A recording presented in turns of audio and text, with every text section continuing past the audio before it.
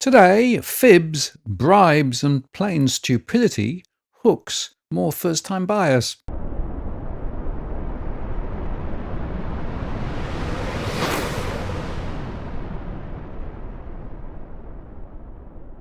Hello again, it's Martin North from Digital Finance Analytics, world's latest post covering finance and property news. Sometimes I think I live in a parallel world compared with the state and federal politicians who combined seem intent on driving more households into oblivion in an attempt to keep those home prices pumping ever higher.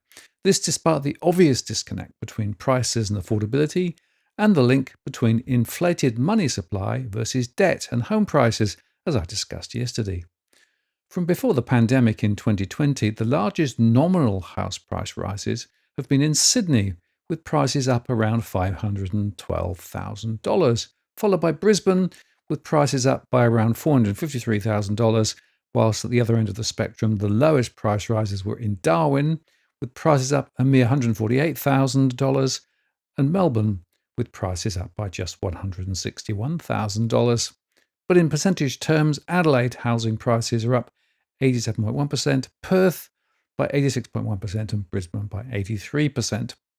The weakest performer in relative terms is Melbourne, with prices up a mere 20.7%.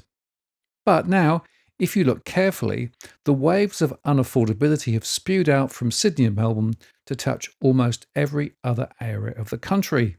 In fact, there are almost no locations now where the median home price is accessible to the median income earner, which is, frankly, shameful. It's worth remembering that high migration continues to stoke demand for property, while governments continue to announce schemes to drive home prices ever higher by, quote, assisting first-time buyers to enter the market. Funny how these announcements appear to bloom around the time of elections. At the federal election, the Albanese government promised a 5% deposit scheme, which would cover the overwhelming majority of first home buyers. This adds to the pantheon of other schemes already in play, including the Home Guarantee Scheme with no LMI, plus low deposits, 5% or 2% for single parents, the Help to Buy equity scheme, up from 30 to 40% shared equity in eligible areas, and the FHSS scheme, which includes contributions for personal superannuation.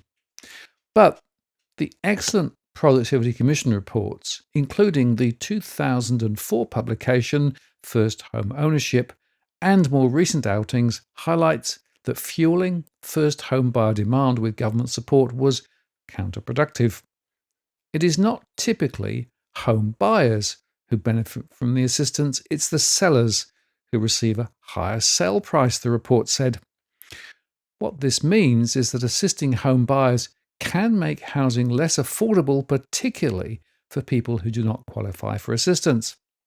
In fact, the Productivity Commission's 2022 report on the subject went on to conclude that state and territory governments should phase out assistance or at least make it more targeted. Yet, this week, we got the Tasmanian version of this stupidity as Tasmanian Premier Jeremy Rockcliffe announced that his government would provide a $30,000 grant for first home buyers to build their first home. And he also noted on X that we're also going to expand our 2% deposit scheme. And if you qualify for the $30,000 grant, you should be able to use it to cover the 2% deposit. And then some. So you can take a 2% deposit mortgage and the $30,000 to cover the deposits and even perhaps pocket the difference, which is nice. Thanks, taxpayers. As Matt Barry highlighted, by the way, 2% deposit means Aussies borrow more to buy the same home and pay significantly more interest while simultaneously making our banking system dangerously unstable and property markets wildly volatile. Repayments would go from $4,045 a month to $4,955 monthly repayment, and the interest on the average mortgage would go from $797,000 to $976,000. That's worth bearing in mind. Now, up in Queensland, under Christopher government's Boost to Buy program, eligible first home buyers will be able to access a state government-backed loan with just a 2% deposit, undercutting the Albanese government's 5% down scheme. There will be a shared equity scheme too, with the state government holding up to 30% of the equity in a new home or 25% of the equity in the existing home. To be eligible for the Boost to Buy program, an eligible individual will need to be earning under $150,000, with the income limit set for eligible couples of $225,000. The Premier also reiterated on social media that Boost to Buy comes on top of the first home buyer support we've already delivered, including the extended $30,000 first home owner grant and abolishing stamp duty for first home buyers purchasing a new build. Until relatively recently, home prices in Tasmania and Queensland were actually a little less horrific than in Sydney, Melbourne or Perth, but that has changed dramatically now, which is perhaps why we're seeing these dumb policies adding yet more petrol on the flames of high home prices. More broadly, the Productivity Commission has long argued that demand-side subsidies such as grants and deposit schemes simply inflate prices by increasing purchasing power without addressing supply constraints. Key points from the reports include that the price effect is that grants and guarantees tend to be capitalized into property prices, benefiting sellers more than buyers. The misallocation of resources means that funds used for first home buyer support could be more effectively directed towards social and affordable housing or homelessness prevention, and the lack of structural reform means that those schemes do not address the root causes of unaffordability, namely land use restrictions, planning delays, and infrastructure bottlenecks. And from a macroeconomic and policy perspective, demand-side schemes are politically popular but economically blunt instruments. They offer visible help to a subset of voters, but actually may worsen affordability overall. And supply-side reforms such as zoning changes, infrastructure investment, and streamlined approvals are harder to implement, but actually are more effective in the long run. Now, there might be some short-term benefits to prospective first home buyers if you happen to be eligible. Lowering entry barriers like avoiding LMI and reducing deposit requirements can shave tens of thousands of upfront costs. So that gives some faster market entry, meaning that buyers can enter the market earlier, potentially avoiding further price growth. But as the Productivity Commission said, most people who are helped would have bought anyway. It just brings it forward a bit.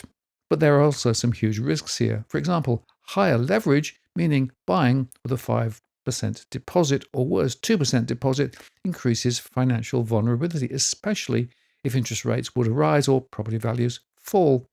And critically, we get more price inflation because supply-constrained markets mean increased demand from subsidized buyers can push prices higher, eroding affordability for others.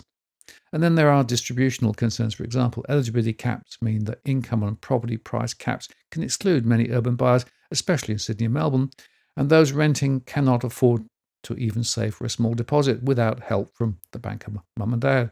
So not everybody is equal in this race for property. And there could be also a regional bias because some schemes like the Regional First Home Buyer Guarantee are geographically targeted, which may not align with job opportunities or personal circumstances. So while current schemes provide tangible short-term assistance to some first-time buyers, they do little to improve systemic affordability. The Productivity Commission's critique remains valid. Without addressing supply constraints, those policies risk fueling price growth and benefiting sellers more than buyers. For meaningful reform, Australia must shift focus from politically expedient subsidies to structural supply solutions, a move that would better serve both first-time buyers and the broader housing market.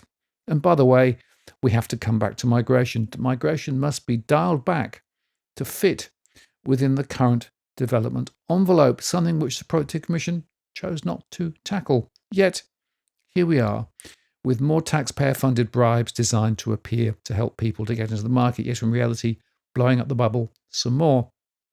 So the question becomes, despite the stupidity, if I were an eligible first-time buyer, would I take the money and buy? Absolutely.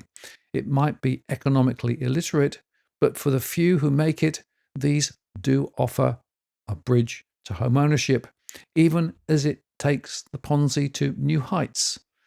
This is, of course, all about politics. But just remember, price inflation may erode affordability gains ahead. So there's not a zero-sum game. Now, if you're buying your home in Sydney's contentious market, you don't need to stand alone. This is the time you need to have Edwin Almeida from Ribbon Property Consultants standing alongside you. Buying a property is both challenging and adversarial. The vendor has a professional on their side. Emotions run high, price discovery and price transparency are hard to find, and then there's the wasted time and financial investments that you make. Edwin understands your needs, so why not engage a licensed professional to stand alongside you? With RPC, you know you have experience, knowledge, and master negotiators looking after your best interests. So shoot Ribbon an email at info@ribbonproperty.com.au, and if you use the promo code DFAWTW/Martin, you can get a 10% discount offer. I'm Martin North from Digital Finance Analytics. Many thanks for watching, and I'll see you again next time.